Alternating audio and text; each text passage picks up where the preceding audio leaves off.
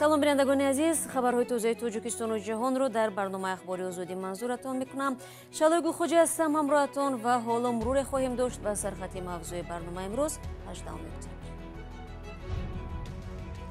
нархи сӯзишворӣ дар тоҷикистон дигар бора боло рафта нигаронии сокинонро ба бор овардааст. ширкатҳои воридкунанда гаронии бештар аз инро пешгӯӣ мекунанд.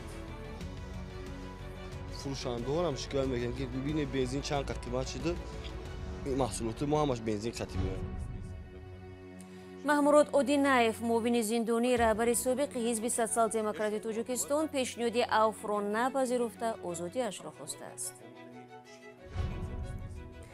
дар орзуи зиндагӣ дар кишварҳои имкониятҳо ва ё навбатпоии сокинони тоҷикистон барои ширкат дар лотареяи грин-корти амрико.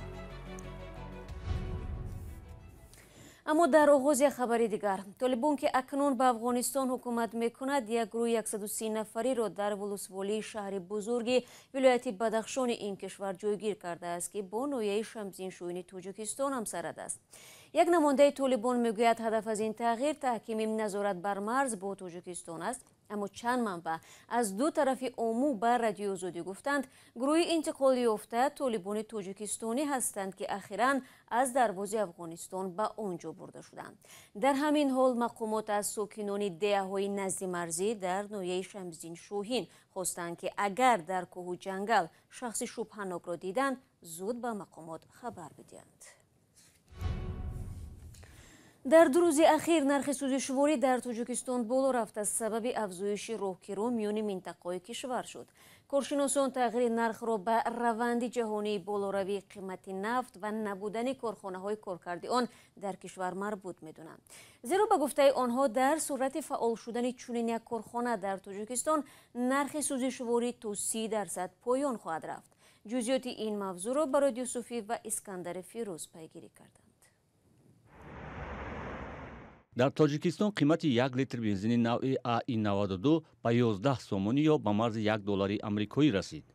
аксари нуқтаҳои фурӯши маводи сӯхт дар шаҳри Душанбе ва атрофи он танҳо ҳамин навъ бензин мефурӯшанд ва ё умуман бензин надоранд. тоҷирони маводи сӯхт сабаби болоравии нархи бензинро шарҳ намедиҳанд ва аз суҳбат худдорӣ мекунанд, вале таҳлилгарон бар инанд, ки сабаби аслии болоравии қимати маводи сӯхт хусусан бензин марбут ба болоравии қимати нафт дар кишварҳои тавлидкунанда аст. аммо сабаби шадидтар будани ин раванд дар тоҷикистонро адами корхонаҳои мустақили коркарди нафт дар кишвар ном мебаранд. ин ҷаҳиш на танҳо дар тоҷикистон, лекин мутаассифона фарқияти мо аз дигар давлатҳо алахусус ба мисли Қирғизистон, Узбекистон, Қазоқистон дар он аст, ки мо мустақиман аз ширкатҳои нафтӣ нафтро харидорӣ намекунем, суёки сӯзишвориро мо харидорӣ намекунем, ки ва сӯзишворӣ ба тариқи миёнарав, яъне ки ба тариқи корхонаи коркардкунанда, онҳо ки барои коркарди худ, барои хизматрасонии худ ва барои миёнаравии худ нархи худро мегузаронанд. аз ҳамин сабаб нархҳо барои тоннаи нефт, барои як тоннаи нефт мо тақрибан то 27 то 32 доллар баландтар маблағ месупорем. аз ҳамин сабаб нарх дар тоҷикистон нисбат ба Қирғизистону Қазоқистону Узбекистон гаронтар аст. қимати бензин дар минтақаҳо ба хусус ҷанубу ғарби кишвар нисбат ба пойтахт ҳудуди 1 сомонӣ гаронтар аст. ин боиси болоравии нархи роҳгиро ба ин самтҳо шудааст. хапя 60 сом буд, ҳозина 100 сом пул шудааст. 100 сом шам ягири да ҳамун заправка дроз меёни бензин ба заправчикора кор мекунем. болоравии қимати бензин боиси ба таври худкор боло рафтани қимати дигар анвои маҳсулот, махсусан маводи ниёзи аввалия дар минтақаҳо гаштааст. шикоят ҳамаи соҳада аст.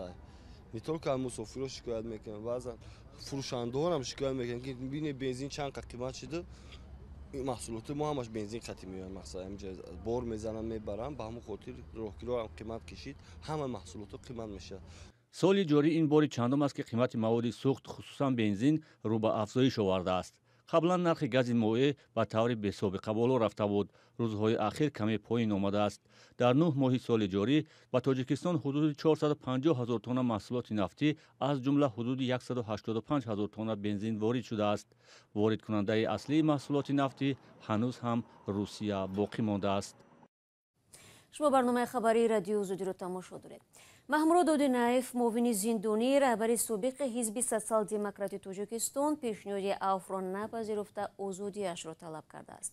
мақомот мегӯянд бинобар қонуни нави авф ки моҳи сентябр ба иҷро даромад 3 сол аз ҳабси ӯ кам карда хоҳад шуд. одинаеви 59 соларо моҳи январи имсол ба 14 соли зиндон маҳкум карданд.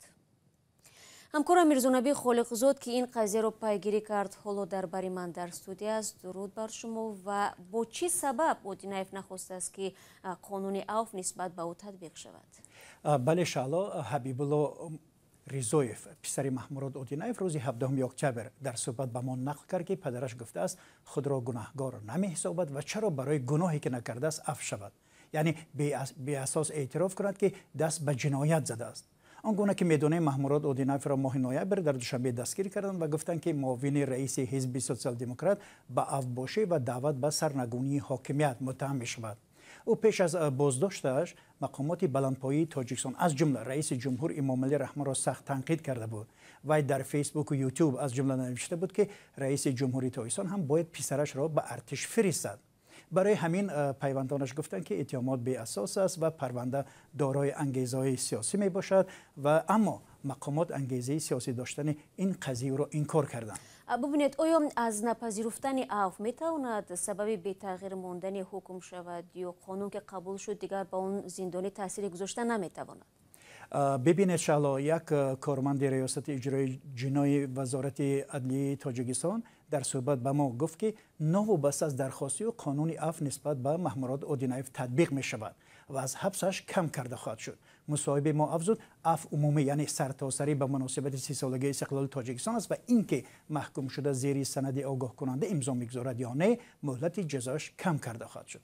мухолифон боздошт ва эълони ҳукм бар зидди маҳмурод одинаев ва писарашро таҳризишуда меноманд ва ба фаъолиятҳои сиёсӣ ва танқидҳои пайвастааш аз кори ҳукумат рабт медиҳанд.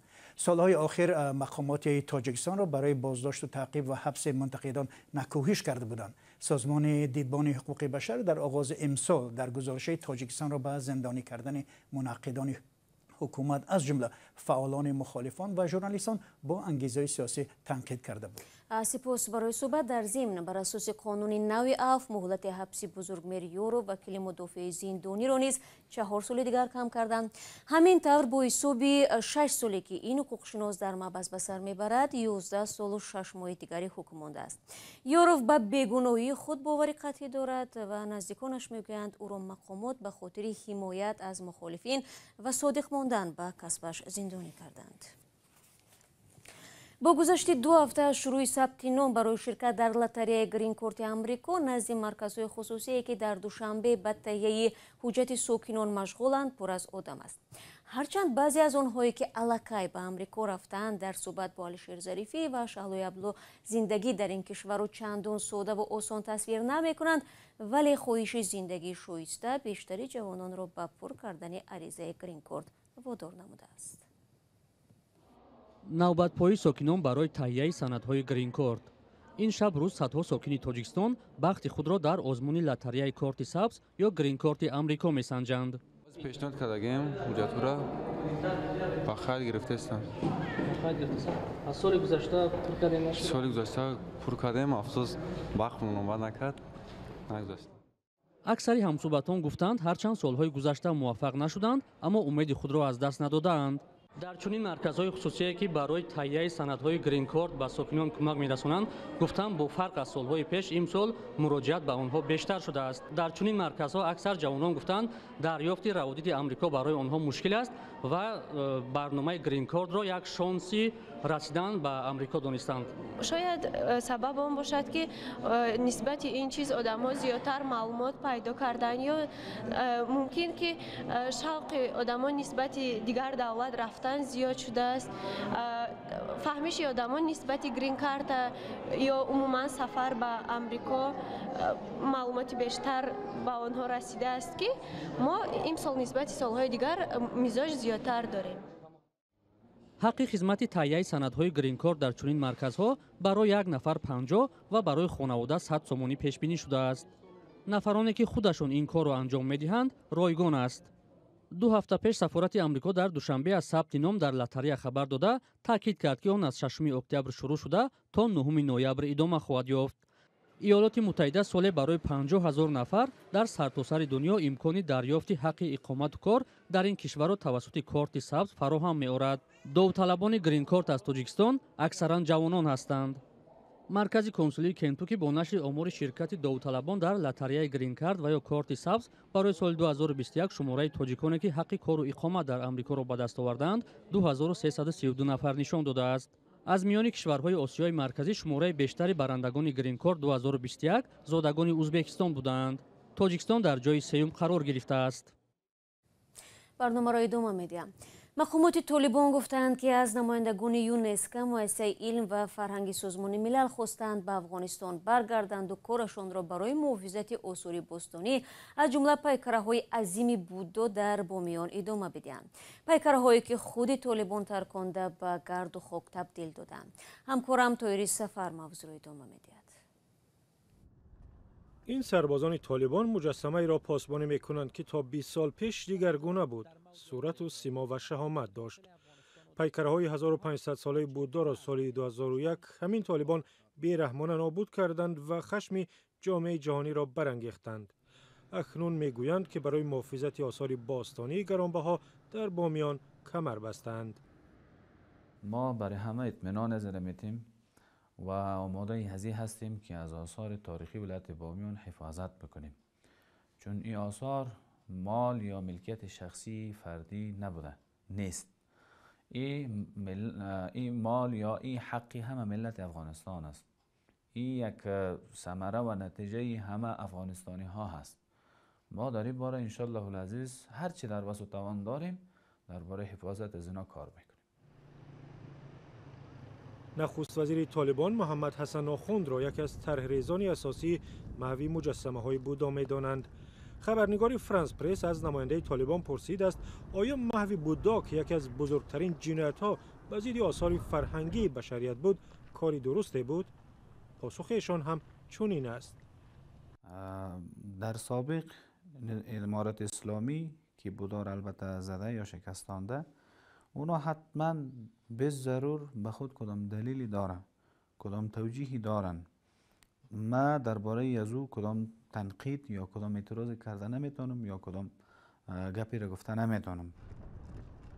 تا کنون آثار باستانی بامیان را بر اساس یک طرح یونسکو مؤسسه علم و فرهنگ سازمان ملل ترمیم و محافظت میکردند و طالبان گفتند از نمایندگان سازمان خواستند برگردند و ناترسیده کارشان را ادامه دهند، ولی نه همه به وعده های طالبان باور دارند. ایدئولوژی طالبان اصلا باوری بخش نیست. این ایدئولوژی محو پیکرها است که ما در گذشته دیده بودیم. برای همین ما باید احتیاطکار باشیم. وادی بامیان در قلب قطارگاه‌های هندوکش در افغانستان بارها شاهد تجاوز و اشغال و جنگ شده است، ولی بوداهای آن که از بزرگترین پیکرهای بودا در جهان بودند با وجود آسیب دیدن قد و قامت و سر و صورتی داشتند، سر و صورتی که به گفته باستانشناسان شاید دیگر برقرار کردن نشوند. و در شهرک سرسی منطقه اورال روسیه ساختارهای حفظ قانون پسربچه 12 ساله را بازداشت کردند که در داخل یک مکتب با سلاح آتشفشان تیر شده است. پلیس منطقوی پرم گفت صبح 18 اکتبر نورس سلاح شکاری پدرش را به مکتب آورده پیش از شروع درس و 2 بار به دیوار مکتب تیر خورد کرد. در این حادثه هیچ نفری آسیب ندیده است، ولی مقامات بلافاصله بیش از 300 خواننده و 30 آموزگار را به بیرون برآوردند. مقامات ولایت پرم گفتند که رئیس مکتب پسربچه را وادار کرد که دست از تیراندازی بردارد و سلاح را تسلیم کند. بینندگان عزیز 15 دقیقه که در اختیار داشتیم به پایان میرسد. سپاس از یکایک شما که تا این لحظه ها با ما بودید. خبرگزاری‌های دیگر چون همیشه در سامانه رادیو آزادی زیر نشانی www.azadi.org گذاشته میشوند. گزارش‌های ویدیو را میتوانید در صفحه ما در یوتیوب تماشا کنید. ملاقات نوبتی ما فردا در برنامه سرخط رویدادها. خود را احتیاط کنید و خدا نگهدار.